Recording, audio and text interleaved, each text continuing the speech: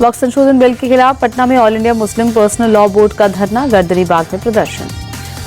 All India Muslim personal law board के प्रदर्शन में आरजेडी भी शामिल, लालू यादव के साथ धरना स्थल पर पहुंचे तेजस्वी। एआईएमपीएलबी के विरोध प्रदर्शन में तेजस्वी बोले, हम यहां आपको मजबूत करने आए हैं, ये गैर संवैधानिक बिल, सत्ता रहे या जाए हम इसका विरोध करेंगे।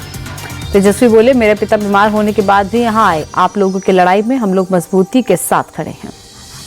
लालू बोले, हमने कभी भी सांप्रदायिक तत्वों के सामने घुटने नहीं टेके, हम लोगों को एकजुट रहना है, एकता में ही शक्ति है। वक्फ संशोधन विधेयक के खिलाफ प्रदर्शन में पहुंचे आजाद समाज पार्टी के अध्यक्ष चंद्रशेखर आजाद, कहा जिनके भी अधिकारों पर हमला होगा हम उसकी रक्षा के लिए आएंगे। वक्फ बिल के खिलाफ प्रदर्शन में एआईएमआईएम विधायक अख्तरुल ईमान भी शामिल, बोले हम गर्दन कटाने के लिए तैयार, इस काले कानून को मंजूर नहीं होने देंगे। वक्फ बिल के खिलाफ प्रदर्शन पर बीजेपी के राष्ट्रीय महासचिव तरुण चुग ने जताई नाराजगी, कहा कुछ लोग गरीब मुसलमानों के हित की बजाय भूमाफियाओं की कठपुतली बने। वक्फ बिल पर बनी जेपीसी के अध्यक्ष जगदम्बिका पाल बोले, वक्फ के नाम पर राजनीति कर रहा एआईएमपीएलबी अल्पसंख्यकों और मुसलमानों को गुमराह करने की कोशिश। वक्फ संशोधन बिल के विरोध पर केंद्रीय मंत्री जीतन राम मांझी बोले, इस पर राजनीति हो रही, कुछ लोग सांप्रदायिकता फैला रहे। लोकसभा में नेता विपक्ष राहुल गांधी का बड़ा आरोप, बोले मुझे संसद में बोलने से रोका जा रहा, जब भी बोलने के लिए खड़ा होता हूं बोलने नहीं देते। राहुल बोले, मुझे 7-8 दिन से लोकसभा में बोलने नहीं दिया जा रहा, संसद को गैर लोकतांत्रिक तरीके से चलाया जा रहा। राहुल गांधी के आरोपों पर स्पीकर ओम बिरला की नसीहत, कहा सदन के आचरण और मर्यादा का पालन करें, कुछ घटनाएं सदन के लिहाज से ठीक नहीं। मुसलमानों को लेकर सीएम योगी का बड़ा बयान, न्यूज एजेंसी एएनआई से बोले, यूपी में मुसलमान सबसे ज्यादा सुरक्षित, अगर हिंदू सुरक्षित हैं तो मुसलमान भी सुरक्षित। बुलडोजर एक्शन पर विपक्ष के सवालों पर योगी का क्लियर कट जवाब, बोले जो जैसा समझे उसको उसकी भाषा में समझाना चाहिए। वक्फ संशोधन बिल के विरोध पर योगी का बड़ा बयान, बोले वक्फ में लोगों के हित का एक भी काम नहीं हुआ, वक्फ संशोधन बिल आज की जरूरत। मथुरा में श्री कृष्ण जन्मभूमि पर योगी का बयान, बोले हम अदालत के आदेश का पालन कर रहे हैं, अगर कोर्ट के आदेश का पालन नहीं कर रहे होते तो बहुत कुछ हो जाता। संभल पर सीएम योगी की 2 टूक, बोले संभल एक सच्चाई है, अब तक 54 तीर्थ स्थलों की पहचान हुई है। अखिलेश यादव के डबल इंजन वाले तंज पर योगी का पलटवार, बोले हम अपनी लीडरशिप और पूर्वजों का सम्मान करते हैं, जिनके आदर्श औरंगजेब उनका वैसा ही आचरण। एएनआई को दिए इंटरव्यू में योगी बोले, ये लोग औरंगजेब और बाबर की पूजा करते हैं, ये लोग जिन्ना को अपना आदर्श मानते हैं। राहुल गांधी पर योगी आदित्यनाथ का बड़ा हमला, बोले राजनीति में राहुल जैसे नमूने जरूरी, राहुल ने भारत जोड़ो नहीं भारत तोड़ो यात्रा निकाली। राहुल गांधी को नमूना कहने पर योगी पर भड़की कांग्रेस, सांसद के सुरेश बोले ये पहली बार नहीं जब उन्होंने राहुल गांधी पर हमला किया है।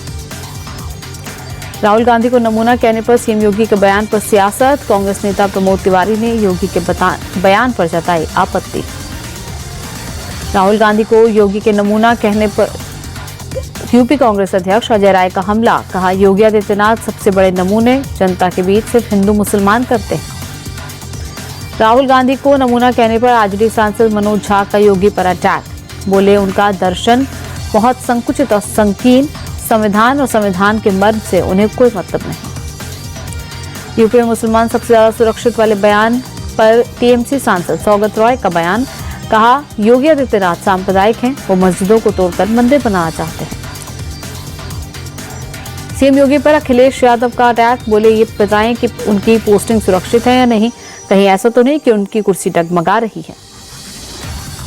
यूपी में ठेकों के बाहर भीड़ पर अखिलेश का तंज, बोले एक के साथ एक फ्री कर, योगी जी ने हमारे लिए पार्टी टाइम शुरू किया, एक बोतल के साथ एक फ्री किया, वो भी नवरात्रि के समय। सौगाते मोदी को लेकर भी अखिलेश का हमला, बोले हमारे लिए तो कोई गिफ्ट नहीं आया, ना रक्षाबंधन पर कुछ मिला, ना होली पर सिलेंडर मिला। योगी के मुसलमान वाले बयान पर सपा सांसद अवधेश प्रसाद की प्रतिक्रिया, कहा योगी बाबा के राज में न हिंदू सुरक्षित है न मुस्लिम। छत्तीसगढ़ के पूर्व सीएम भूपेश बघेल के घर सीबीआई की छापेमारी, बघेल के रायपुर आवास पर पहुंची सीबीआई की टीम, कुछ दिन पहले ईडी ने भी की थी छापेमारी। भूपेश बघेल के भिलाई वाले घर पर भी पहुंची सीबीआई, पूर्व सीएम भूपेश बघेल का ट्वीट, लिखा अब सीबीआई आई है। महादेव बेटिंग ऐप मामले में भिलाई के विधायक देवेंद्र यादव के घर पर भी छापे, भूपेश बघेल के कई करीबी अफसरों पर भी एक्शन। छत्तीसगढ़ के पूर्व डिप्टी सीएम टीएस सिंहदेव बोले, ये भूपेश बघेल की छवि खराब करने की बीजेपी की कोशिश, जांच एजेंसियों को बीजेपी की बी टीम बनकर काम करने से फुर्सत नहीं। पंजाब प्रभारी भूपेश बघेल के घर रेड पर पंजाब में विपक्ष के नेता प्रताप सिंह बाजवा ने सवाल उठाए। कहा, कांग्रेस नेताओं को बदनाम करना चाहती है बीजेपी, ये कार्रवाई राजनीति से प्रेरित है।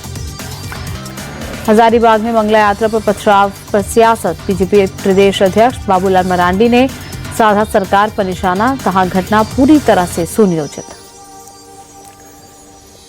हजारीबाग की घटना पर मंत्री सुदिव्य कुमार का केंद्र पर निशाना।